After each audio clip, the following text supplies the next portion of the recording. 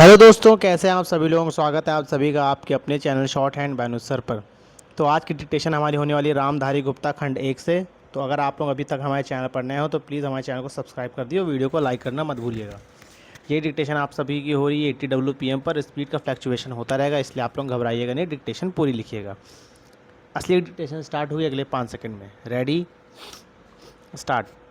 महोदय, मुझे इस संबंध में एक बात और कहनी है।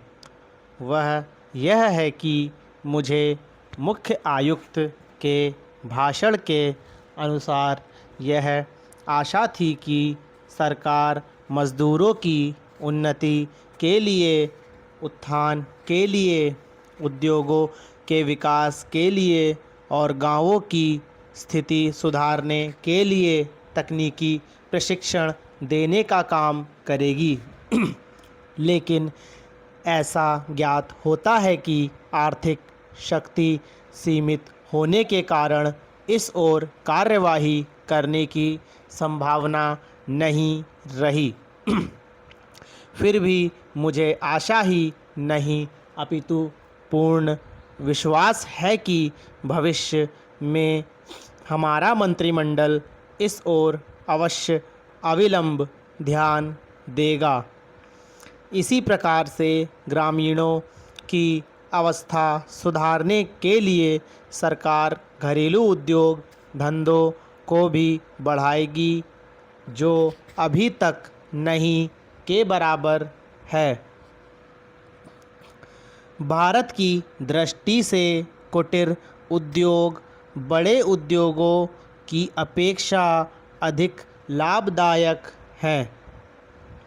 पहली बात तो यह है कि भारत एक गरीब देश है और उसके पास इतना पैसा नहीं है कि वह बड़े उद्योगों के लिए पर्याप्त संख्या में बड़ी बड़ी मशीनें मंगवा सके।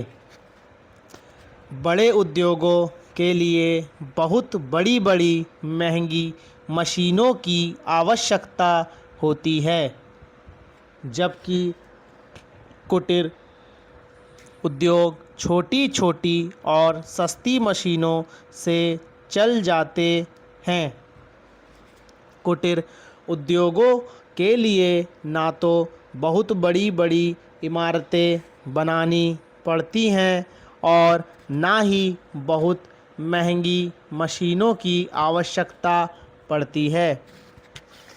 अतः ये उद्योग छोटे छोटे गांवों में भी प्रारंभ किए जा सकते हैं।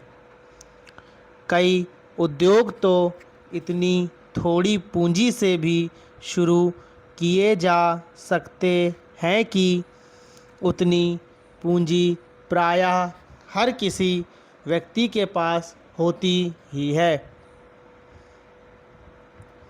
कुटीर उद्योगों में दूसरी बड़ी सुविधा यह है कि इनमें बहुत अधिक मज़दूरों की आवश्यकता नहीं होती है। एक परिवार के सदस्य ही उस उद्योग को चलाने के लिए पर्याप्त होते हैं। घर के सब सदस्य उस काम में हिस्सा बटा सकते हैं।